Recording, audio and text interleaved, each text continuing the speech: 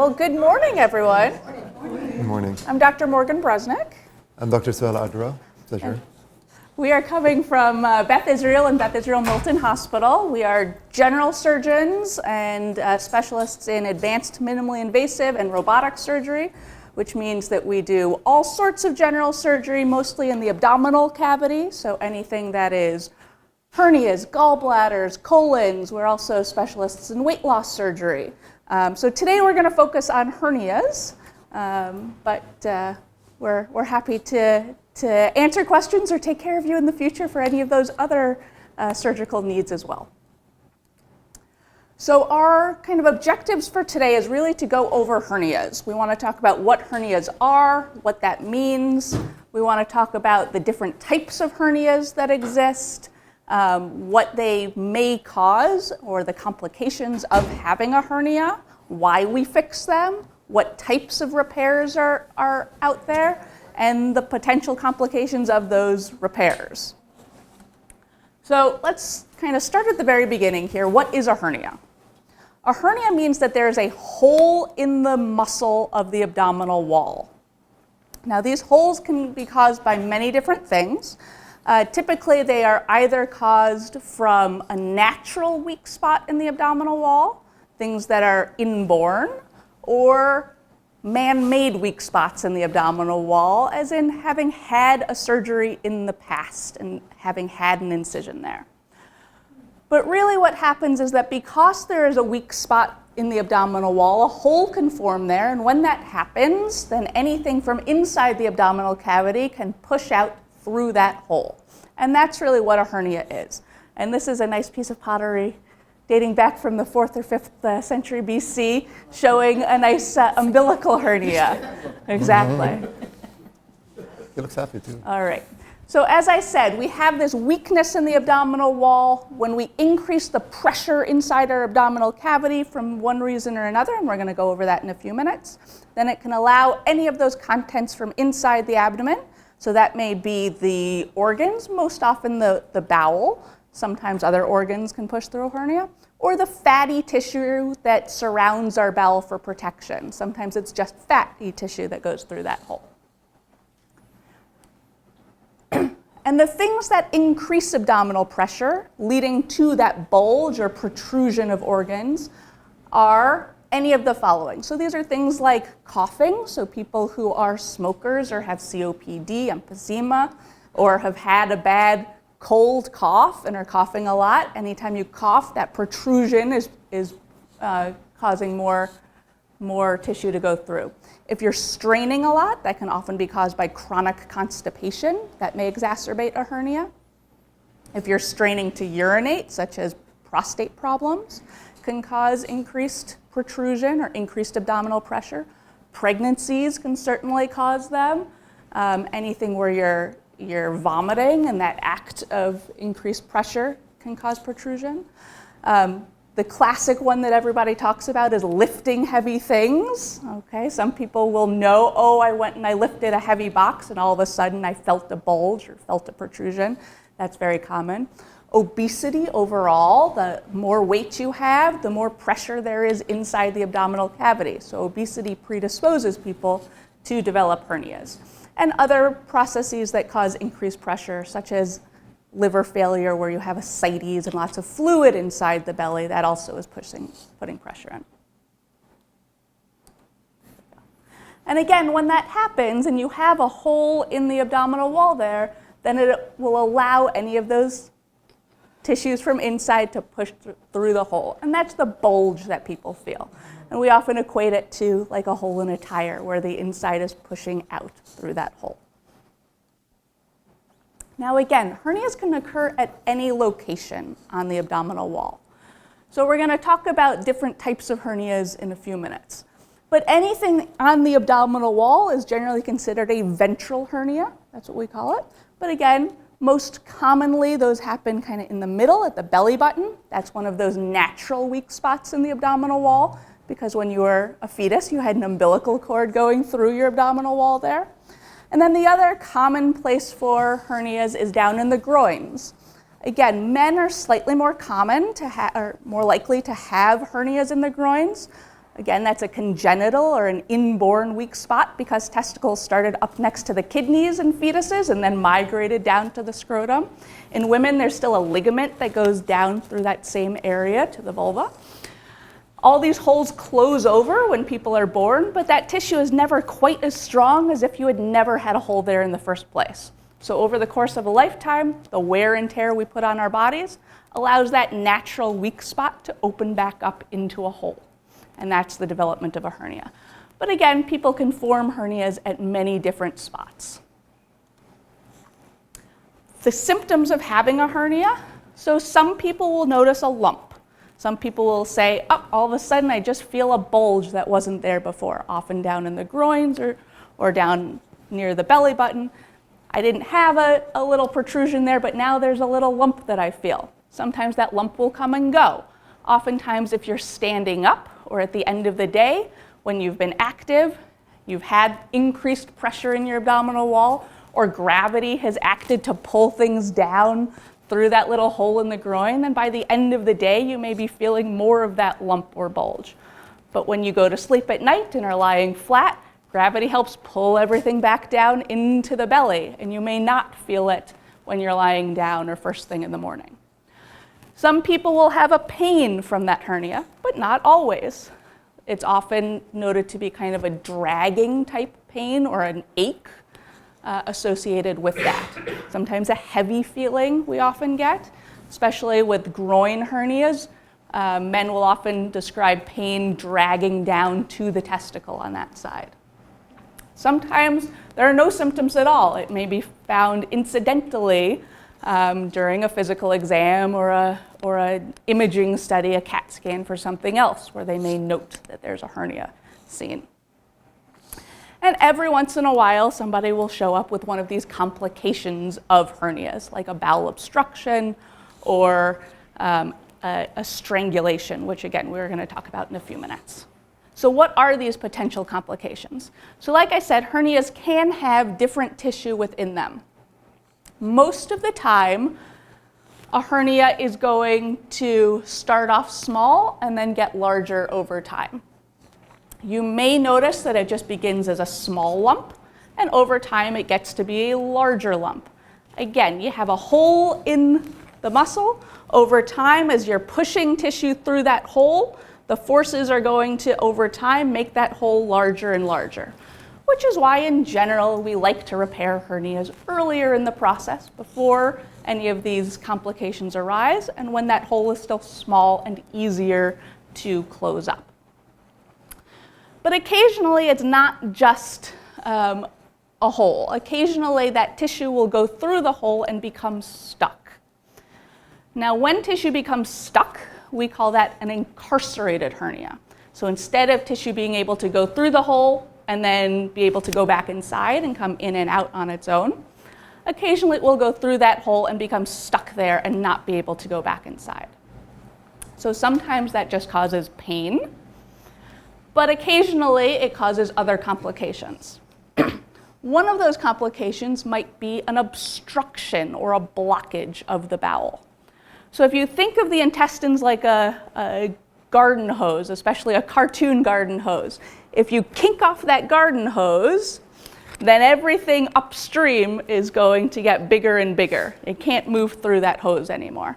And that's really what a bowel blockage or a bowel obstruction is. And that could happen with hernias because as the bowel goes through that tissue and gets stuck there, it might kink off there. And so if you present with a blockage related to a hernia, that really becomes a surgical emergency that we need to take you to the operating room to repair right away. Occasionally, we can manually reduce the bowel or get it to go back inside where it's supposed to be, and we can put off on the emergency part of surgery. But that's definitely an indication to have your hernia fixed if you're having blockages from the hernia. And then in the worst case scenario, if intestine goes through that hole and becomes stuck, it can get swollen and cut off the blood supply to that portion of intestine. And you can end up with gangrene of the bowel there. That is a true surgical emergency. And not only do we have to operate right away, but we have to remove that section of bowel that is no longer viable. All right. So again, we really try and fix hernias before they get to the point of one of these complications that needs an emergency repair. All right. You want to talk about? Sure. So, inguinal hernias. I don't know why you picked me to talk about. So, obviously, it's one of those most common hernias that we encounter. It's more so prevalent in the men because of the presence of the testicles. So the testicles used to live where the ovaries were as a fetus, and then they made their way down to the scrotum. After that hole closes, that area is still weak. So because in that hole now passes the vessels that go down to the testicle, the arteries and the veins, then some nerves that go down there as well. But also there's the cord, the vas deferens, which is essentially where the sperms make their way from the testicles up to the prostate. So that area has kind of like a coaxial cable looking sort of deal. And through that hole now is a bunch of stuff that could potentially, over the course of time, weaken that area and stretch it out. So as we know, it's more common in men, but also it's also very prevalent in children, especially neonates. Okay, it happens around the first year of age or even neonatally, and they fix it right away. Mm-hmm. The difference is that the issue is that doesn't prevent them from coming back later on in life. They can be in different locations in the groin. It could be either what we call inguinal, femoral, or direct, indirect. And sometimes they can grow so much so that you would notice them even without even straining. They get so large that then a piece of the colon, a piece of the intestine, some fat is sitting in there, and they can grow to be very sizable. They become more complicated when you're trying to fix them at that point, and this is why we like to address them as soon as possible. That being said, sometimes we may observe them, and we'll talk a bit about it when we're talking about treatment, but usually we try to address them as soon as we can. They can cause anything from discomfort, some pain, some numbness in the scrotum, upper thigh, or just a feeling of a lump or heaviness, or nothing at all.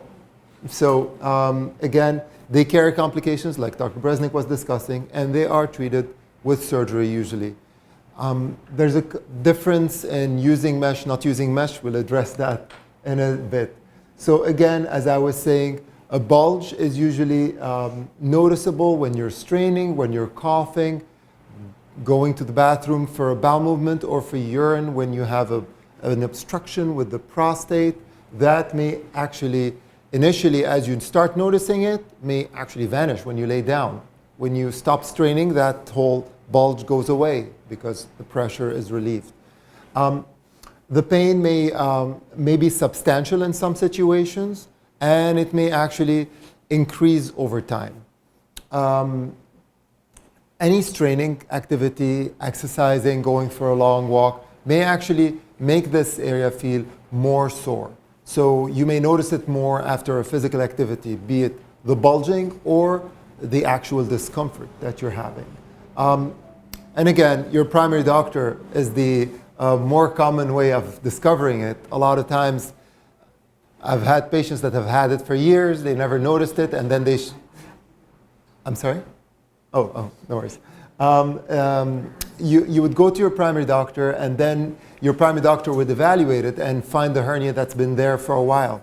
And then we would be getting this patient for a consultation to figure out whether or not this is truly a hernia or other conditions.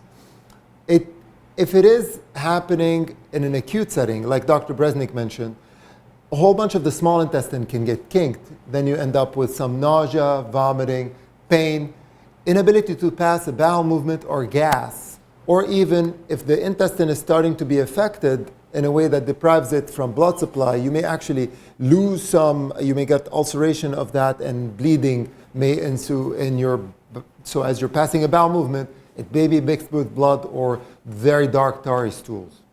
Okay? So this is how a bulge could be noticed, okay, on the groin. Or in this area, you can also see it. In this gentleman, unfortunately, what happened is that, as you can see, the belly is taut like a drum, very distended, okay? And there's a very tense hernia down there. So what is happening in this situation, this gentleman had a bowel blockage in the hernia that caused backup of the fluid into the intestine, kind of like Tom and Jerry, when Jerry's standing on that hose and the hose is getting bigger. Well, that hose got bigger all the way to the stomach, and this patient came in vomiting because that backed up. So this is an emergency procedure. So we have to take this patient straight to the operating room, hope that the bowel in that hernia has not been deprived of its blood supply, because if it is deprived of blood supply, you would have to cut it and then reattach the bowels, and you would have to relieve the obstruction that he's having. All right. A femoral hernia is a similar type of hernia. It happens in the groin also, but it's a bit lower in the groin. This is a diagram that shows you the arteries in the groin, the femoral artery and the femoral vein. And this is where there's a little lump of fat that usually has a bunch of lymph glands. In the space where the lymph glands are, right in that space, you may get a hole that develops and grows over time that starts being able to fit intestines. And you could see here, if you can squint, there's this loop of intestine, kind of like a garden hose that's trapped under that and potentially causing issues down the line. Now, femoral hernias are very notorious for causing bowel obstruction. Because of their small size, they are more likely, if a small intestinal loop has gotten through, that intestinal loop is going to get kinked off. So this is why we usually act on them a lot more early on than other types of inguinal hernias. And that's how a piece of intestine that was trapped in there looks like. You can see how that area right there has been sitting in that and pinched off. Okay? So had we not operated on this patient, that could have progressed into a piece of intestine we need to remove, making it a much more elaborate procedure. Luckily, we went in at a time when it was just right, and we were able to push that piece of intestine back into the abdomen after it looked better, once we relieved the obstruction. Back to you. All right. So let's talk about what we do with hernias. So when we find them, what do we then do with them? Well, thankfully, we don't have to do what was done in the past, which was all of these crazy torture-looking devices where basically they would stand you on your head and push really hard to try and get that bulge to go back inside. We have much more humane treatment options these days. All right. So the first thing that we may do with a hernia, we may recommend just watchful waiting. Occasionally we find hernias that are small and are not causing any symptoms. Oftentimes these are hernias that are found incidentally, as in you may have had a CT scan done and they mentioned, oh, there's a small fat-containing hernia, or a little bit of fatty tissue is pushing through a hole down in the groin. If it is not causing any symptoms, we may recommend just watching that over time. Now, there is a chance that over time that may progress, and a large number of people will get to the point within the next few years from that time that they start having symptoms. But there is that option for these very small, asymptomatic, or minimally symptomatic hernias. Now again, with femoral hernias, or if we suspect it is a femoral hernia, we would likely recommend treating that right away because, as Dr. Adra said, there is a higher risk of complications with those femoral hernias as with a traditional inguinal hernia. That space is just much smaller, and if bowel gets through there, it is much more likely to get kinked and cause a complication. If we don't recommend watchful waiting, then really our options are repair. Once that hole forms in the abdominal wall, it will not close on its own. The only way to close it is with surgery. And there are two main options for surgical repair. There is an open repair or a minimally invasive repair. That would be laparoscopic or robotically assisted. And we're going to talk about those in just a moment. An open repair is kind of the traditional tried and true method of repair. It's been done for 50 plus years. It is a very well studied type of repair. It works very well for many people. Basically, when we do this open repair, we make a small incision, a few inches, right overlying the groin, kind of right where that bulge is, generally. And what we do is we find the hole in the muscle. If there's anything poking through that hole while we're there, we push it back inside the belly where it's supposed to be. We close up that hole, and we place a piece of mesh in there to reinforce everything. Now, there are some options for mesh-free repair, although they generally are not standard of care for most hernias. And the way that I think about mesh when we talk about hernia repair is that I like to equate it to patching a hole in drywall. Most people have done that at some point in their lives. If you have a hole in the drywall and all you do is spackle over that hole, the first time that you put any pressure on the wall, that hole is just going to open right back up again, right?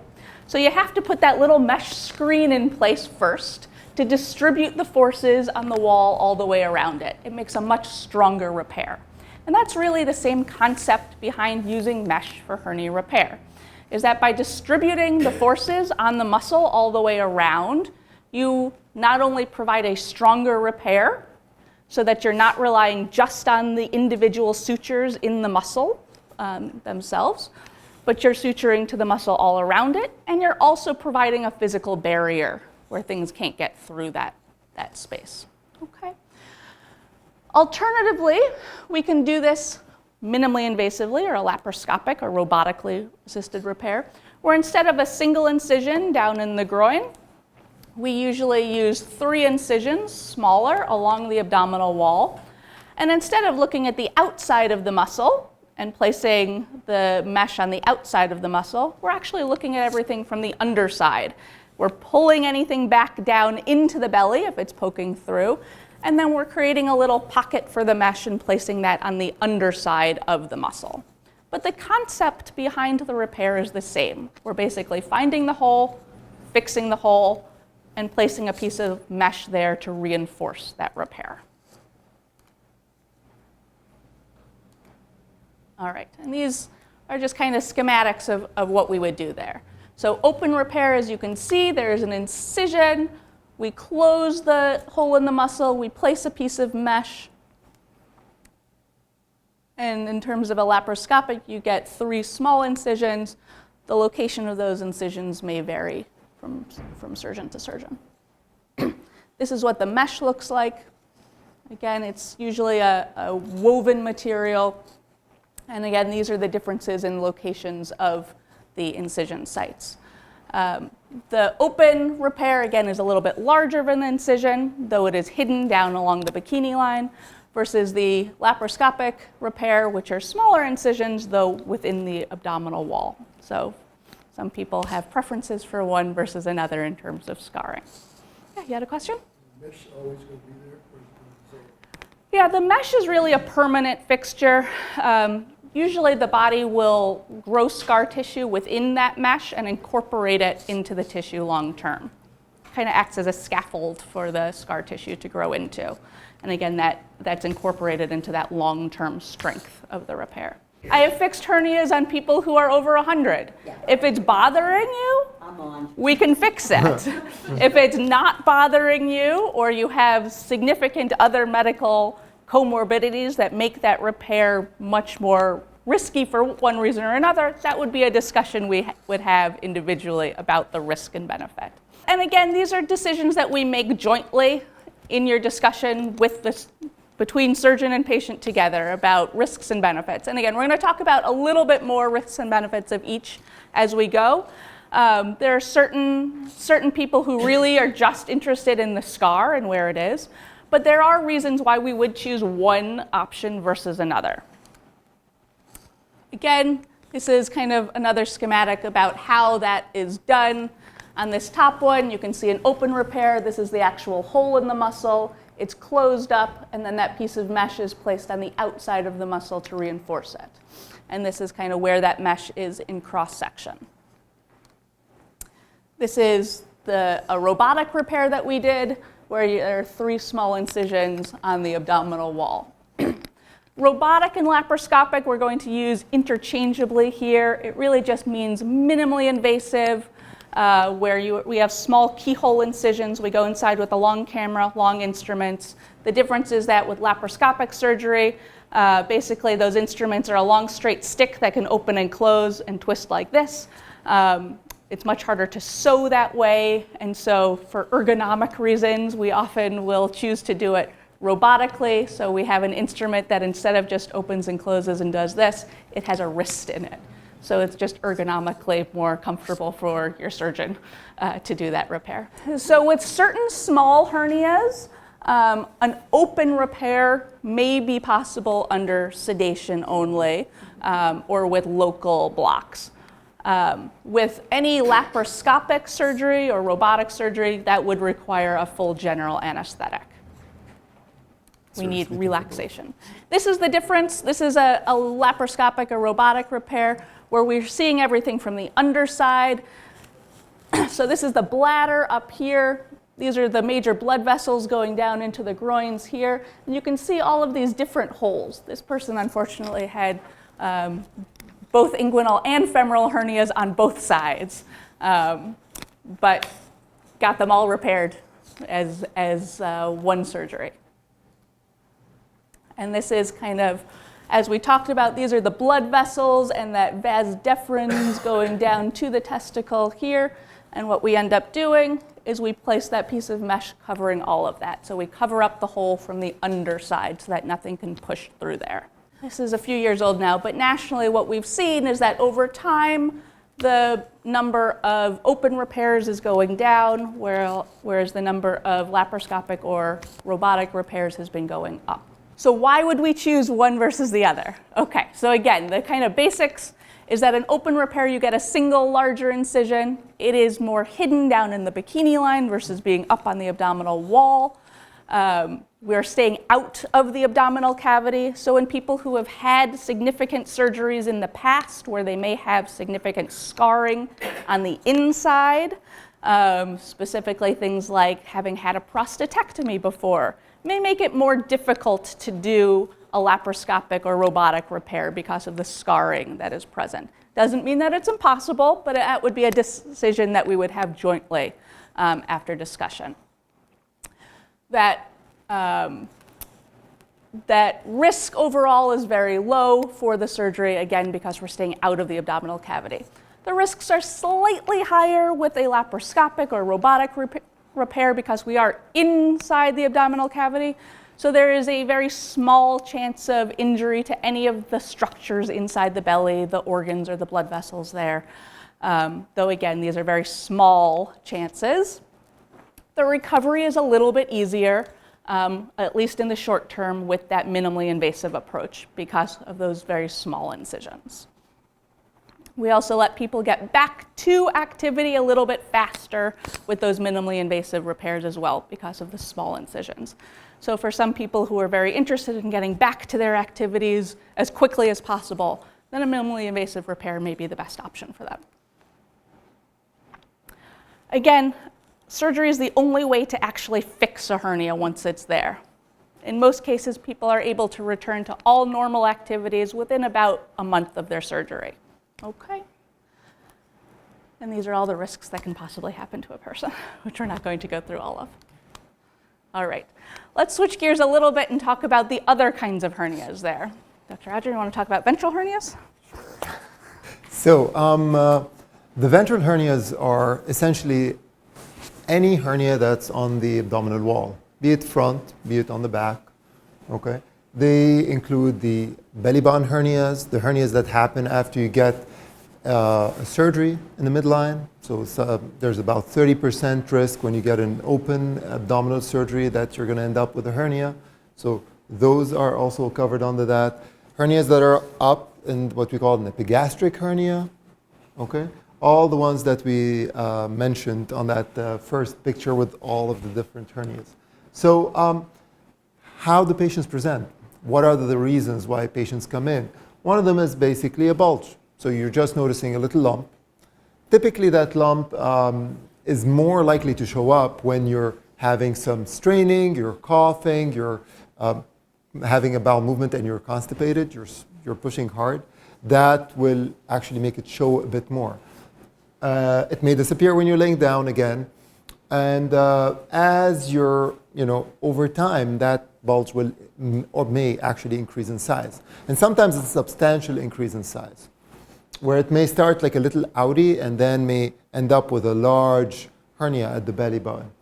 The pain may occur or may not occur. A lot of times patients come in to the emergency room if the pain is really severe and the hernia is stuck outside when it had been going in and out before. And the patient may develop nausea and vomiting, like we mentioned, as related to the... now, these are a bit more, that's an outie, and that's a substantially larger hernia. As you can see, the skin is a bit more reddish in color, which is somewhat... If the patient is coming in with a lot of pain and this kind of view, we'd worry about the intestines underneath it. But sometimes patients can get such a large belly button hernia that the skin is under so much tension that the blood supply is very poor at that area, that the skin breaks down and they get an ulcer at that area. So then we have to treat that before we obviously can take care of the hernias. This is what we call an epigastric hernia. It's a hernia up top. This is the belly button, so that's up in the midline. Also could be a piece of intestine or a piece of fat that's bulging through. And the patients would come in either with discomfort, pain, or just a bulge. That's a larger ventral incisional hernia. This patient had prior scars. You can tell that there's another scar in the midline. So that whole area is the hernia. Again, similar situation. That's a prior scar here, and this is the hernia. So in those situations, you would have to address the ventral hernias, and hopefully sooner rather than later, because over time they can potentially get a lot larger. How do we fix them? Like Dr. Bresnik was talking about fixing the hole in the wall, I usually like to give you the analogy of a tear in your jeans. You have a tear in your jeans, and you want to put a piece of mesh to close that. If the hole is really small, you just put a stitch and you're all done. If the hole is larger and you put a stitch, well, that's going to be under a lot of tension. Maybe in a week or two, that may fray again and you'll rip again. So you want to get a piece of mesh or a piece of fabric that's going to go around healthy pieces of tissue, right? And just like with the jeans, you want to put your stitches all around where the fabric is still normal, so that there's really little tension on that repair. You want to, when you're done with the repair, to bring those edges together and then reinforce that. Where we put the mesh is a discussion, and it depends on medical conditions, what you've had in prior surgeries, if this is the first time you're having the hernia fixed or the fourth time you're having the hernia fixed, that will change how we approach it. Also, another thing that will change how we approach the hernia is the size of the hernia. As I told you, if it's a small hernia, less than the size of my finger, for instance, we'd probably put a simple stitch. If it is larger, in the early stages, we may do certain repairs versus others. And essentially what we're aiming to achieve with the repair of a ventral hernia is we want to bring everything back to where it belongs. All the intestinal contents that bulge out, we want to bring them back in. And the other part is we want to hopefully bring the edges of that muscle back together, okay, so that there is really little tension on that repair when we're done, and then reinforce that repair as needed with a piece of mesh, because that will really reduce your risk of recurrence. The mesh works very similar to how you would think of rebar when you're pouring concrete mix on it, right? So the rebar is the mesh, and your body's going to put all the scar tissue that's going to make the mesh part of your body. So that becomes important because if you want to lift heavy too early, it's like somebody that's jerking on the rebar too early, and that's going to pull it out of position. So we really want to make sure that the healing has completed before you start putting tension on that repair. So the types of repair, again, same concepts, open or laparoscopic and robotic. With the open, you're going to need to make an incision. It's a single incision over where the hernia is. It may be appropriate for small hernias, like a belly button hernia or a very large hernia, where you need to really put a large piece of mesh between layers of the abdominal muscles. So that becomes really important. The good news about this is that it carries less risk of intestine or bowel injury, especially if you've had multiple prior surgeries.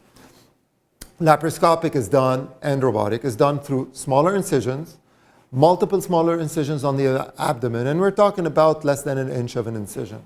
Multiple ones, and that allows us to address most types of hernias. It has the advantage of having less wound infection risk, which really is one of the things we worry about when we're fixing a hernia, because if you have an infection in the wound, then the mesh could get infected if it's right there. So if we are doing laparoscopic, we go from a different position to the side, addressing something that is either in the midline or on the other side of the abdomen, and that puts the incisions away from the midline, from the where your hernia is, and it allows you to have less risk of complications with the wound. So this is one of our patients, basically. This patient presented with, like we were talking, bowels were blocked and kinked, and she came in vomiting. And what you see here is that is the hole after I pulled out those intestines, but essentially what happens is that that's a loop of intestine that's stuck in that hole. After we pulled the hole down, we ended up with this kind of a defect, okay? Then what we do is we close this hole, and then we put a piece of mesh, reinforcing it. That's one way of repairing it. There are other ways of placing the mesh. This placement of the mesh is inside the abdomen, but that mesh is a special type of mesh. It has a non-stick layer on top of it that prevents the bowels from sticking to it.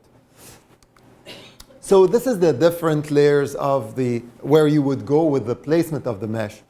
And if this is the skin, and this is where the bowels would be on the inside of the abdomen, there are multiple different areas where you could place those. And the reason why we would decide one versus the other depends on the type of hernia, the size of the hernia, the extent of the prior repairs. Like if somebody has had multiple prior surgeries where there's now a lot of scar tissue, and you probably are going to be using a plane that was not touched in the past, because the more likelihood you're going to have to deal with adhesions and bowels that are stuck to the prior mesh or to the prior repairs, the more likely you are to encounter injuries to those. So we try to use something that's a bit different. So if the first one is an open, then we may go from an underlay or what we call an intraperitoneal placement versus a retromuscular placement, which allows us to repair the largest of hernias, because that mesh can actually go all the way to the back on either side from that plane. So we can potentially repair all kinds of sizes of hernias in a way that allows them to be appropriately treated. So one special type of hernia that is a hernia, but we don't see it outside because it doesn't bulge on the outside, is a hiatal hernia. You might have heard of these. These are essentially a hernia where the diaphragm, the breathing muscle that separates the chest from the abdomen, has a hole that is slightly larger than it used to be. So if my arm is the esophagus and my hand is the stomach, the diaphragm comes in and kind of comes very snugly right there. It allows for some movement, but not a lot.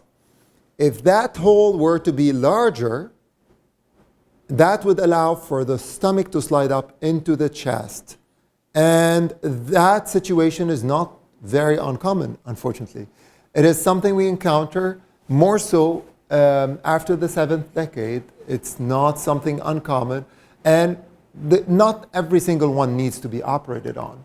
But essentially, what you end up with is a portion of the stomach that is slid up into the chest rather than being in the abdomen, above the diaphragm, and rather than having a portion of this esophagus down here, it's pulled up into the chest. The problem with this situation is that it actually increases the likelihood of getting bad reflux. Okay? And sometimes people will start with reflux and start having worsening symptoms over time. That will, at that point, require a surgical intervention. In some situations, people will also have, if there's more of the stomach up in the chest, the stomach may actually kink on itself and cause the patients to have problems with swallowing, problems with having obstruction, or maybe even regurgitation and vomiting. So again, the symptoms are heartburn, sudden regurgitation, typically when the patients are bending over, they feel like the food's coming up, undigested food, protracted belching, like they're belching all the time. Anything they eat or drink, they feel like they need to relieve it with belching. Pain on swallowing fluid, some foods or fluids. They may actually feel the area at the top of the stomach being in the chest may actually prevent the mechanism that prevents reflux from working properly, and you may end up with ulcerations at the bottom of the esophagus, causing what we call esophagitis and ulcers, and that may be symptomatic by feeling discomfort when you're eating. The food may also feel like it's sticking, so patients may tell me, when I eat meat, fish, or chicken, I feel it like I need to drink with the food, otherwise things will get stuck in my chest for a while. Or tablets sometimes, as you're swallowing tablets, they may feel like they're getting stuck in the chest. The treatment is a surgical intervention where we provide this repair and we pull the stomach back down where it needs to be. It is most common, again, in overweight, middle-aged women and elderly, and it can occur during pregnancy because of the added pressure in the belly. The diagnosis, we usually do a study where we give you some contrast, a cup of contrast, you drink it as we're taking x-rays, and that will show us what's happening. Sometimes we need to do an endoscopy where we go in with a camera from the mouth, similar to a colonoscopy, but from the mouth, different tube. Just had to put it out there. The other thing is, just so that you're feeling more comfortable. It's an analogy, not more. So the repair of this, first we have to pull the stomach back down, dissect it all the way into the chest, and it sits comfortably in the abdomen. And then that hole in the diaphragm is actually sutured to a point where it's comfortably and snugly around the esophagus so that things don't slide back up. And then to treat the reflux and reinforce that mechanism of reflux, what we do is we free up a portion of the stomach and we provide kind of like a gentle hug around the top of the stomach and bottom of the esophagus. What that is called, it's a fundoplication. You hear of a Nissen fundoplication or a Toupet fundoplication. The whole difference is basically the degree of the wrap. Is it a full wrap? Is it a partial wrap? Both of them work well, depending on which patients. That becomes a discussion point. All right. Dr. Bresnik. So hopefully we've given you kind of the overview of all the different types of hernias that are out there, and the basics for why we repair them and how we repair them. But in terms of expectations going forward, so there are things that we want to do before surgery. Basically, you would need an evaluation by your surgeon. That would include a physical exam, that may include imaging studies, that may include blood work or urinalysis. All of that is individualized based on the patient and the type of hernia. You would also meet with not only the surgeon, but you would have a meeting with anesthesia either before surgery or the day of surgery. We would talk about all medications you're taking, whether we need to hold any of those medications prior to surgery or after surgery. And depending upon the type of hernia, there may be some medical or physical optimization that we would want to do in preparation for the surgery. For very obese patients, we may ask you to lose weight prior to surgery. The issue being there is that when people are very overweight, that's already putting a lot of pressure or increased pressure from inside the abdomen and putting a lot of pressure on the repair. So we know that the risk of the hernia repair failing or not lasting long term is much higher in people who are overweight. So that may be a discussion as well. So we really want you to be in the best shape you can be getting ready for your surgery so that the surgery has the best chance of being successful long term. On the day of your operation, we ask that you not eat or drink anything prior to surgery. Again, all of those rules are gone over with you prior to surgery. Most people are asked to take their medications with a small sip of water. Again, either your surgeon or anesthesia would talk to you about any medications we would want you to hold prior to surgery. And we need to make sure that you have somebody to drive you home and be with you after surgery. You need a responsible adult with you following surgery to bring you home and stay with you and make sure you're okay for that first day. For most hernia repairs, this is done as a day surgery. So most of the time you would go home on the same day. If it is a very large, complex hernia, or if there are other medical complications or concerns, then we may have to keep you in the hospital overnight just for observation afterwards. And then if there's any concerns following surgery, if you were concerned about something, if you were having fevers, chills, if you were throwing up, if you couldn't move your bowels or pass gas, those sorts of things, then we would want to certainly know about that and take care of that appropriately afterwards. And again, most of these surgeries we're able to do right here at BI Milton Hospital. We have all of the equipment necessary to do open surgery, laparoscopic surgery, robotic surgery, all can be done right here in the community. Again, Dr. Adra and myself are both Harvard Medical faculty, as is the anesthesia department. And so it's really the same quality of care that you would expect from the main tertiary medical centers right here in the community. We both work at the main hospital in town as well. So it's really the same level of care you would expect from the city right here in the community. There's always risks of everything that we do. And one of the risks of mesh overall is that every once in a while it can cause complications where bowel can get stuck onto that mesh. Now, when we're talking about an inguinal hernia specifically, we're either talking about mesh placed outside of the muscle where bowel can't get anywhere close to, or we're placing that mesh in a pocket where it's protected from the bowel. When we're talking about other ventral hernias, we either are creating a pocket again to protect that mesh, or we're using a special type of mesh with a coating on it to help prevent any bowel from sticking to it and causing problems. That being said, there is never 100% guarantee that things can't happen, and there are, again, risks and benefits to everything we do. In general, though, the use of mesh is standard of care for a hernia because we know that it significantly decreases the risk of a hernia coming back again in the future. There's different types of mesh, but it's usually a woven polypropylene material for most types. Yeah, it stays there. It stays there forever. So back to that mesh, just because there's always these ads that you hear about lawyers and mesh. Back in the 80s and up to the mid 90s, all the mesh was placed inside the abdomen and that was not coated. So we didn't have other options at the time. And then we started using some meshes that were like Teflon made, but then those started getting infected. So people largely stopped using those too. So now we mostly use the polypropylene that Dr. Bresnik was mentioning.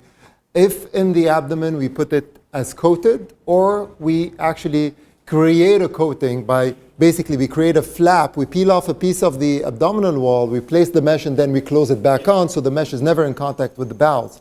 And you minimize the risks of that happening.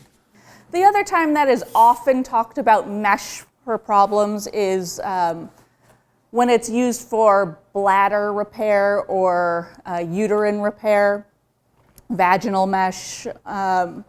And that really has to do with the location of where the mesh is in close contact with other structures that can cause problems and erosion. But that's a really different process than what we're talking about for hernia repair. So yes, there's lots of things about mesh. Yes, the lawyers jump all over it. But again, mesh is standard of care for hernia repair. And for most cases, it is recommended in terms of fixing hernias. You're very welcome. Take care.